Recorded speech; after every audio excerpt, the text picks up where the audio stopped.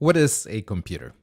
This is something we use every day. We use Office Suite applications, we use web browsers, and we use a multitude of applications. But what is it really? What is a computer at its core? What are the underlying patterns? So to start off, I want you to take a step back, work with your group, and think through what is a computer at its basic components. What are the components or the patterns that you can identify? So have a discussion and try to identify those.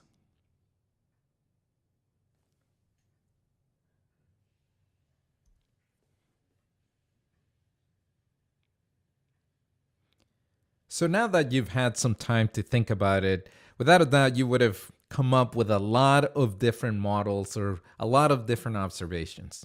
But I wanted to take a step back here and make a comparison to two very accessible examples. The first one I want you to think about is that of eating in a restaurant.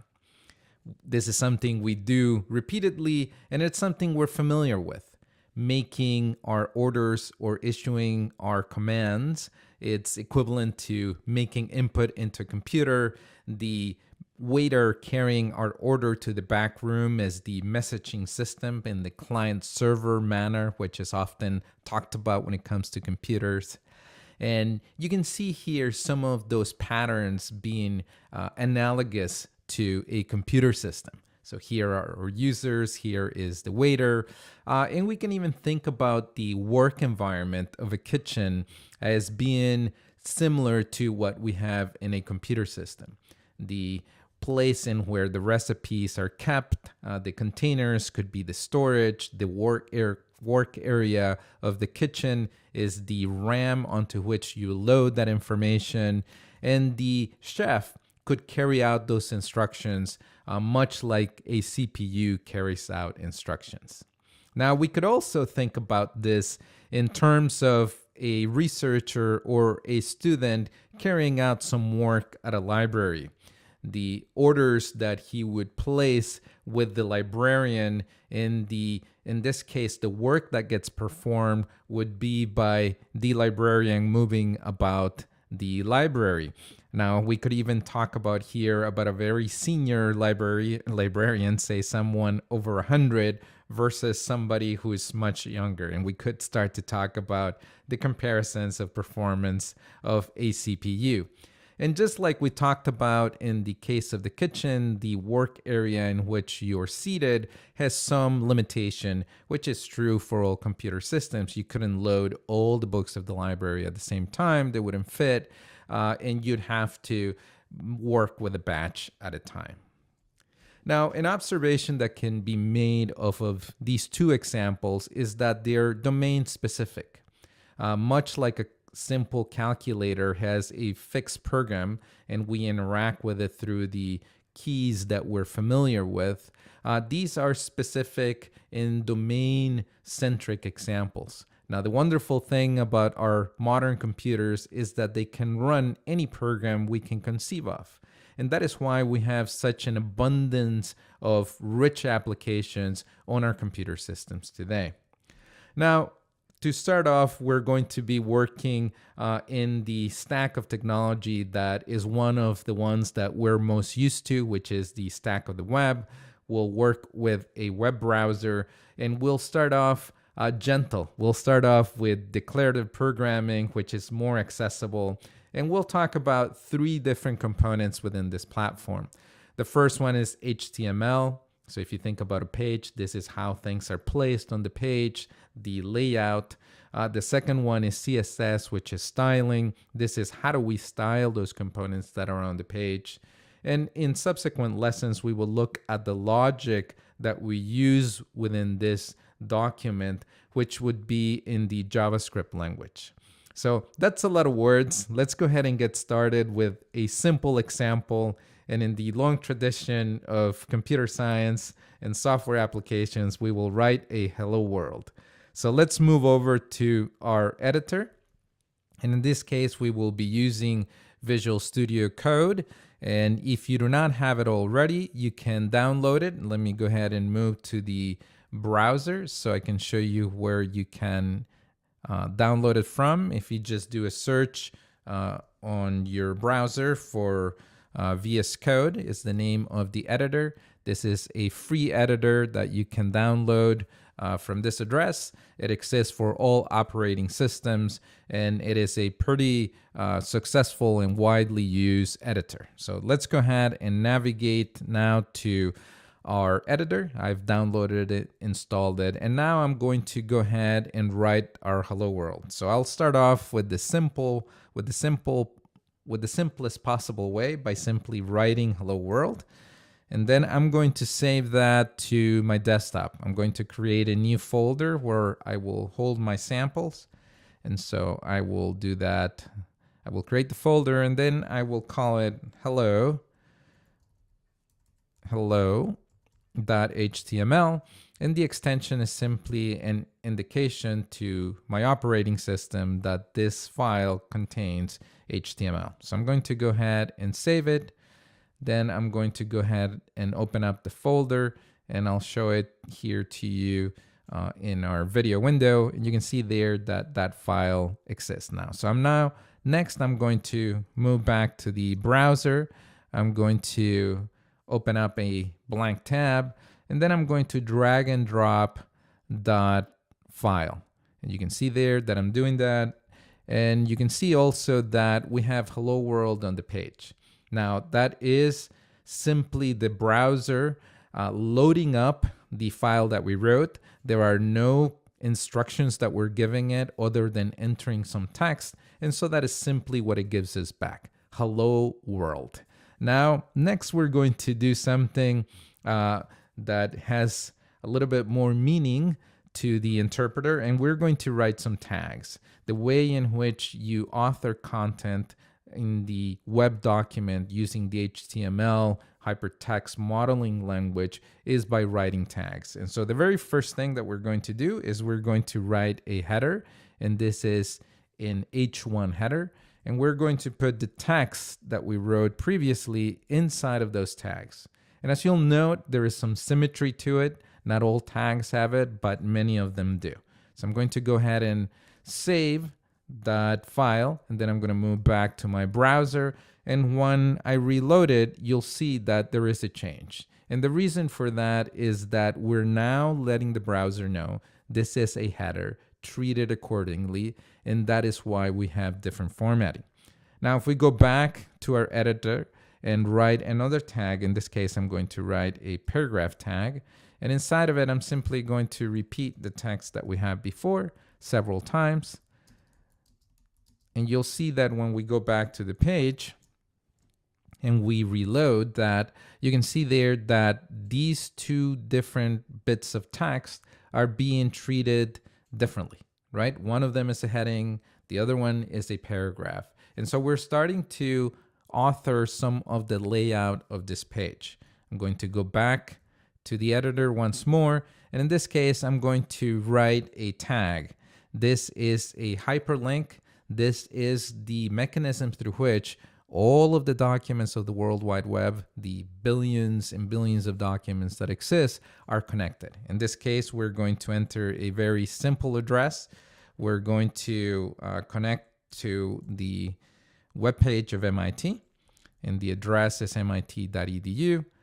This is the text that will be visible for the tag. And now I'm going to go back to the browser, reload the page, and you can see there that I have a link. And if we click on that link, we navigate to the page, the home page of MIT. Now let's do something a little bit more fun. Let's go ahead and add an image. And to do that, let's go ahead and add an image of Boston. I'm going to navigate here to Google Images. I'm going to select this image here. I'm going to open it up in a new tab so I can download it. Let me see if I did the right link. No, I think it is this one. Open image in new tab. I'm then going to download it to the same folder where I save my file, which is the samples folder. And I'm going to call it Boston. Now I'm going to go back to the editor, and I'm going to add an image tag. And for the source, I'm going to write boston.jpg. Now I'm going to go back to the browser and I'm going to reload the page. I'm going to make it a little bit smaller so I can see it. And you can see there that we have a page that is now more stylish and it has an image. And in case you're curious, this is the city of Boston. This is the Charles River. This is Cambridge across the river from MIT. And MIT is in this region here. Now let's go ahead and go back to our slides. And next, I'm going to give you or point you to where a lot of this content is held for the workshop. So in case you want to reference some of the tags, you can do so now. So I'm going to go back to the browser. And here is the content for the workshop. We're going to go ahead and click on Monday. And then we'll go ahead and open up HTML document basics. And as we navigate through the slides, you'll see that a lot of what I wrote in the page is included within this deck here. And you can see that we have a title, we have an H1 header, a paragraph, an image, a link, and a sample page. So now it's your turn. Go ahead and try to replicate what you have seen. Start off with something very simple. Write your hello world. Make sure you can save your file. Make sure you can load that file onto the browser. And then write some of the tags that you saw me write. Go ahead and write your header, your paragraph, your image, and enjoy yourself and have some fun writing this first program within the web platform.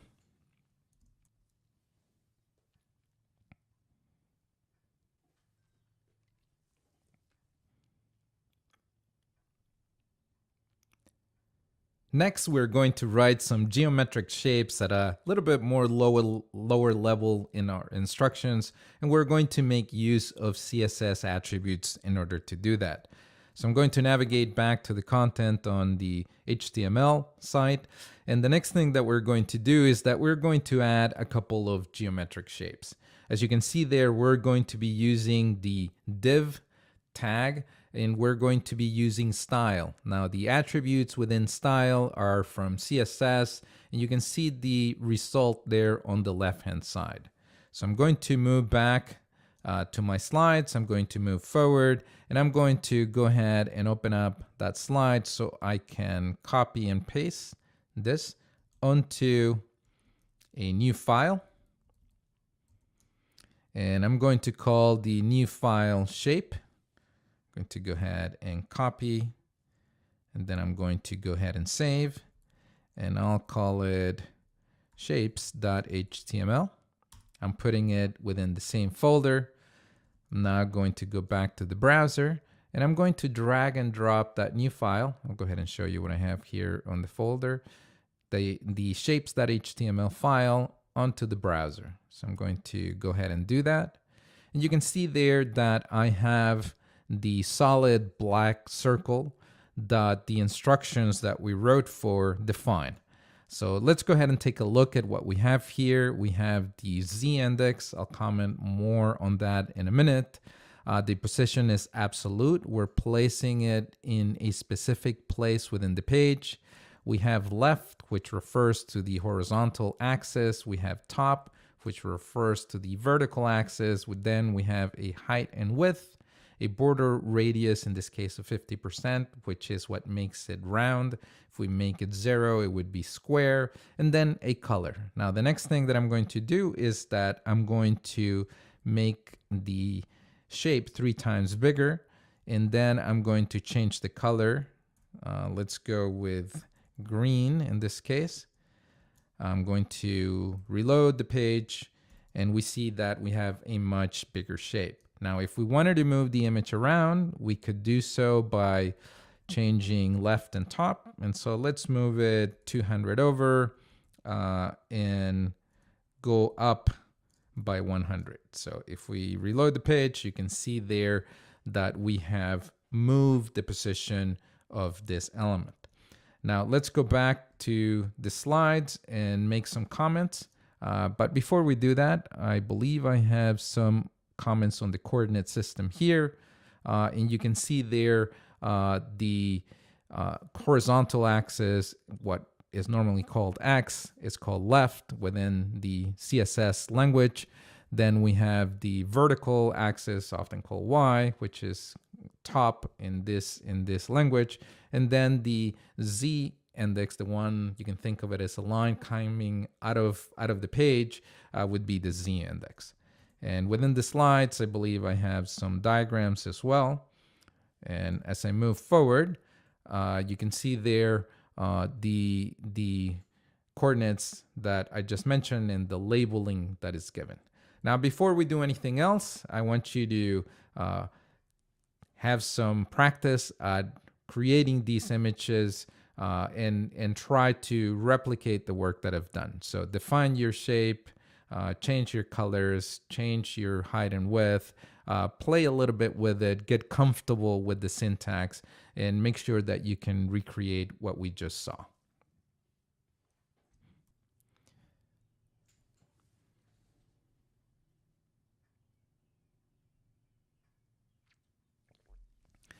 Now that you've had some practice, let me make some additional notes here. You can think of the coordinate system, X, Y, and Z, in terms of the labels that the CSS language gives it. So that would be left, top, and Z index. This is the image I showed you before when I am fixing that coordinate system onto the screen. Notice well that vertical is positive down, which is different than most coordinate system, and that is just a convention within graphic systems on platforms. Now, the last exercise that you will create when it comes to geometric shapes and layouts on an HTML page on a web document is the following. I want you to create all of these shapes, note the colors. I also want you to note the Z index. Some of them are on top of each other, and there's also a certain geometry that I'm asking you to follow. Here is the basic shape, as I mentioned before. Also, if you want to get a list of all the colors that you can use, there is a link there for you to follow. So now it's your turn once again. Go ahead and create the shape that you see before you. If you happen to move very fast through this, there are some additional challenge shapes that we are inviting you to test. If you do not get to them, do not worry. However, if you move through it pretty quickly, there is a lot that you can do. And you can even start to explore the programmatic possibilities of being able to create this in a way in which it is not declarative, but imperative. If you do not get to it, don't worry. We do not expect you to get to it. There's a lot to absorb here. We're working with several technologies. We're working with a couple of languages, which is HTML for layout, CSS for styling. There's a coordinate system to learn. There is the tagging to understand and the attributes to process as well. So get started and enjoy.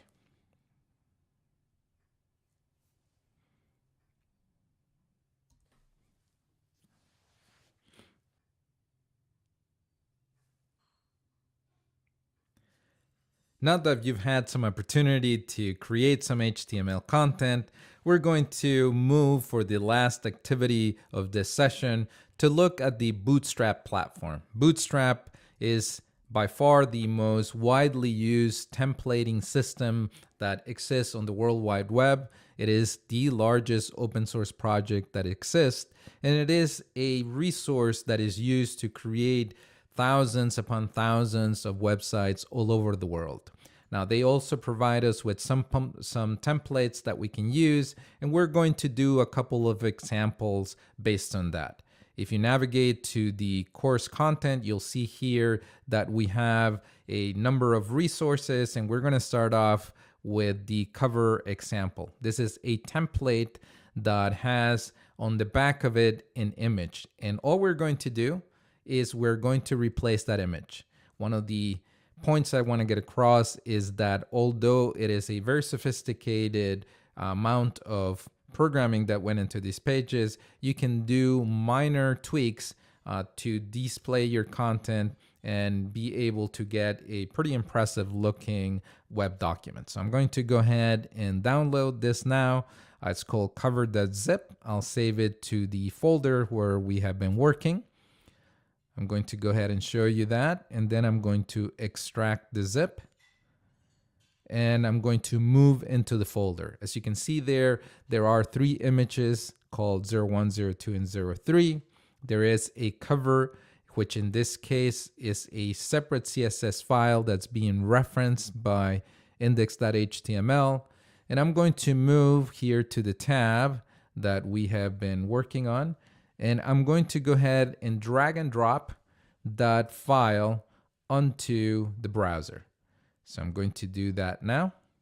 As you can see there, we have a template for a landing page that has a big image on the background of a ladybug and some green. Next, we're going to change that to a separate image. To do that, I'm going to go ahead and move back to the editor. And I'm going to drag and drop the file that says cover.css. And there's a tremendous amount of CSS here that you do not need to understand for now. All we're going to do is we're going to scroll down to line 31, and we're going to change this file name. So you remember I had a couple of them. I had 3 of them, 01, 02, and 03. And I'm going to start off here by changing that file, moving back to the browser, and reloading the page. And as you can see there, we now have this very pretty different background. If I was to do that again, I would change it to number 3. Now, behind the scenes, I have downloaded a picture of a lion that I'm going to drag and drop into this folder. You can see there that it's called lion.jpg. I'm going to enter that new image in the file, lion, and then going to move back to the browser. And I'm going to reload this page, and you can see there that I get this very impressive looking lion. Now let's go back to the second example. The second example is a slide flipper that's called a carousel. And so I'm going to download that now to the same folder as before. I'm going to go ahead and move up one level to expand carousel, and then I'm going to move into carousel. Now I'm going to move back to our tab, and I'm going to drag and drop the index.html. And you can see there that I have that slide flipper that I mentioned, some text overlaying an image, and I have 3 images that I'm moving through here. And if we go back to the folder, you'll see that I have more images. I have 4, 5, and 6. And in this case, the images are being referenced directly in the HTML file. So if I drag that index.html and we scroll down, we can see here that we have just as before, 01, but now we have 1, 2, 3 for each of those sections. And I'm going to change it here to 4, 5, 6. 4, 5, and 6. I'm going to save that file, go back to the browser, and note that I have here some what looks like cherries, I have some sunset, and I have a lemon. And now I'm going to go ahead and reload the page, and you can see that I start off with some pomegranates, an orange, and some lemons. So this is a template. You can, if you scroll down, you can see there that there are placeholders for text, for images, and other sections. Feel free to use this for anything you like. I've also given you a link to a bigger set of examples. So if we click on Bootstrap examples, you can see here the different things or the different templates that you can download. And if you click on that download link, this will give you all of these examples in one zip file. So everything that you see here, you can get access to by downloading and clicking on this link. So back on our slides, this is the example we did with the lion. This is what I just mentioned about templates. And that brings us to the end of the session. We started out by considering what a computer is. We had some discussion about a fixed program and a modern computer and the ability to run any set of instructions within a specific environment.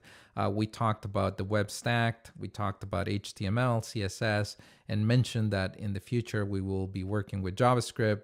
We did some basic web pages. You did some manipulations of geometry within the page. And then we ended up by looking at some pretty advanced set of content on HTML for the templating system, which is Bootstrap. And we talked about how to modify that. So there's a lot here to unpack.